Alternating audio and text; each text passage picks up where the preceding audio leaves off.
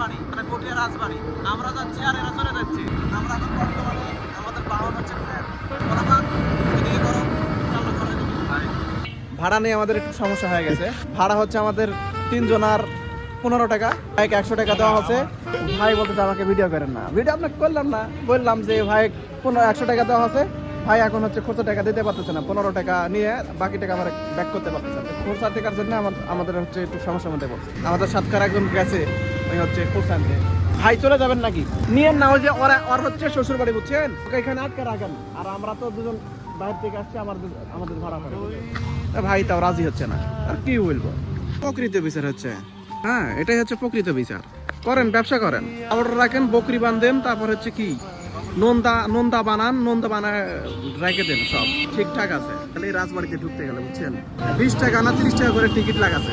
সারা জীবন এখানে ঢুকলাম, বাইর হলাম নিজের বাড়ির মতো। টিকিট লাগে না, কিচ্ছু লাগে না। আর এখন আসতেছি, আসার পরে টিকিট চাচ্ছে। এটা মানতে পারতেছি না ভাই, কলিজা লাগতেছে, আঘাত লাগতেছে। আমরা উপরে উঠবো, এখানে লেখা আছে জাদুঘর 2য় তলায়। আর দোতলায় যাচ্ছি। দোতলায় যাওয়ার এটা হচ্ছে রাস্তা, এই পাশে একটা আর পিছনে একটা আছে। ওই পাশে একটা বন্ধ, এই পাশ দিয়ে সবাই ওঠানামা করে দেখতেছি। আর আমার বাম পাশ দিয়ে এখানে দেখলে সামনে যে হাজার তৈরি ঘর আছে এটা দেখা যায়। আর এই পাশে এটা বাম পাশে, এখানে ফটোশুট চলতেছে, ফটোশুট করে সবাই। আর এটা হচ্ছে ডান পাশে। এখানে ছবি তোলার জন্য এই জায়গাটা অনেক বিখ্যাত। অবশ্য যারা আসছেন বা এখানে সম্পর্কে জানেন তারা অবশ্যই জানেন যে এখানে অনেক ফটোশুট হয়, অনেক ছবির শুটিং মুটিং হয়। তা আমরা যে আজকে আসলাম, আজকে দেখতেছি কোনো কিছুই নাই। তো চলেন যাই, উপরে যাই। আর এই সিঁড়িগুলো ছিল কাঠের, উপর থেকে এইভাবে দেখা যায়। সামনে দেখলে আরো বেশি ভালো লাগে। তারপরে যাই কথাবার্তা শেষ করে, মানে কথাবার্তা চলাকালীন আমরা উঠতেছি, উপরে চলে আসলাম। আমরা এখন যাচ্ছি হচ্ছে জাদুঘরের, এটা হচ্ছে 3 নাম্বার রুম। আর এখানে আমরা 3 নাম্বার রুমে ঢুকতেছি। আর পুরাতন স্মৃতিগুলো রাখা আছে, মানে এখানকারই কি আছে এগুলো সব এখানে ছবি তোলা আছে, বড় করে বাধাই করা আছে। এই বিশাল সুন্দর তো রে। আর মধ্যে কি বলছিলি হৃদয়? আমাদের থেকে 30 টাকা করে টিকিট নিল। আর চাষি এখানে ঘাস কাটতেছে। চাষি কি টাকা পয়সা লাগে না ঢুকতে? হিরো পোস্ট যে দাঁড়ায় আছে, আমি এখন ফটোগ্রাফি করবো। এক পাশে ঘোরাঘুরি অলরেডি শেষ, এখন আমরা আরেক পাশে যাচ্ছি। ঠান্ডা দিয়ে ঢুকি, দিঘি শহর, দোল মন্দির, পটিয়া রাজশাহী, পটিয়া রাজবাড়ি। এখানে 1 নাম্বার গ্যালারিতে গেলাম। প্রথমে গেছি 3 নাম্বার গ্যালারিতে, তারপরে গেছি 2 নাম্বার গ্যালারিতে, তারপরে গেছি হচ্ছে আমরা 1 নাম্বার গ্যালারিতে। আর ওইখানে যাওয়ার পরে আমাদেরকে ভিতরে রেকর্ড করতে দেয়নি। যে কারণে দেয়নি সেটা যা বুঝলাম, সেটা হচ্ছে যে পুরাতন মূর্তিগুলো আছে, যে পাথরের তৈরি মূর্তিগুলো আছে, তারপরে ওদের হচ্ছে রাজা বাচ্চাদের অলংকার, এই টাইপের জিনিসপাতিগুলো আছে। এই জন্য যত সম্ভব আমাদেরকে ওইখানে ভিডিও করতে দিল না। আর এখান থেকে তাকালে দেখা যায় বিল্ডিং এর পুরাটাই পিছনে, এটা পিছনে এবার ফুলের বাগান টাগান করে রাখছে। এখানে দেখতেছি আপুরা অনেক ছবি টবি ওঠাচ্ছে আর কি। জনসাধারণের প্রবেশ নিষেধ, এটা হচ্ছে আনসার ক্যাম্প। কি বাড়ি ঘর কি যত্ন আদি করে না তো? কি একটা অবস্থা।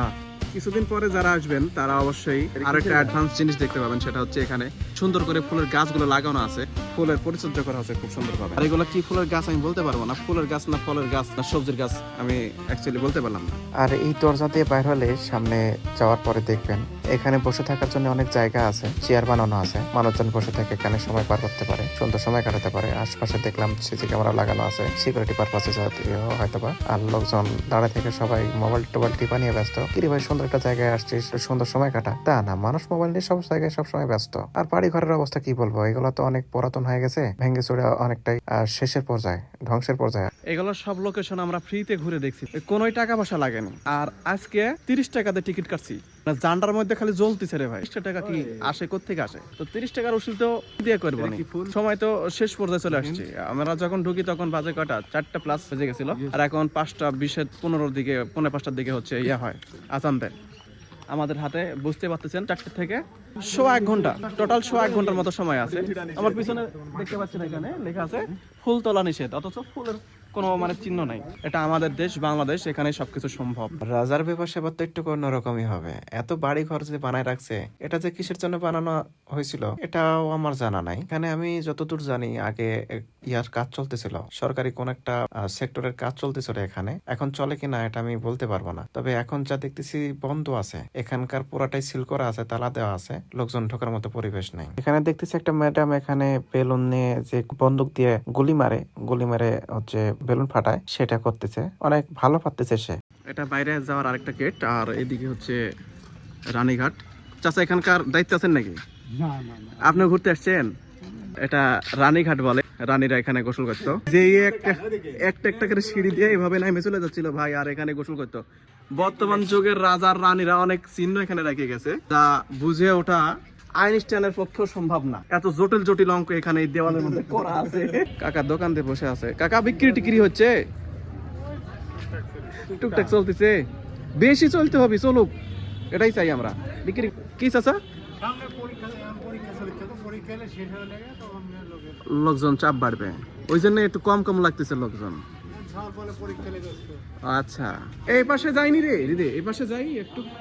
আমার সামনে এটা হচ্ছে বড় গোবিন্দ মন্দির, রাজবাড়িরই পাশের পাট আর কি।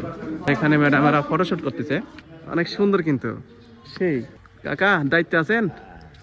আচ্ছা ঠিক আছে। আমি ভাবছিলাম যে মডেলিংরা আসছে, মানে মডেলরা আসছে ফটোশুট করতে, পরে বুঝলাম যে মডেল না, এরা এরা হচ্ছে যে মানে কি বৌদি বৌদি দিদি এরা আর কি, মানে ওনারা আসছে, ওদের হয়তো বা নব দম্পতি, তারা হচ্ছে ফটোশুট করতে আসছে, এখানে ছবি টবি ওঠায় তারা রেখে দিবে, সেজন্য স্মৃতি হিসেবে আর কি।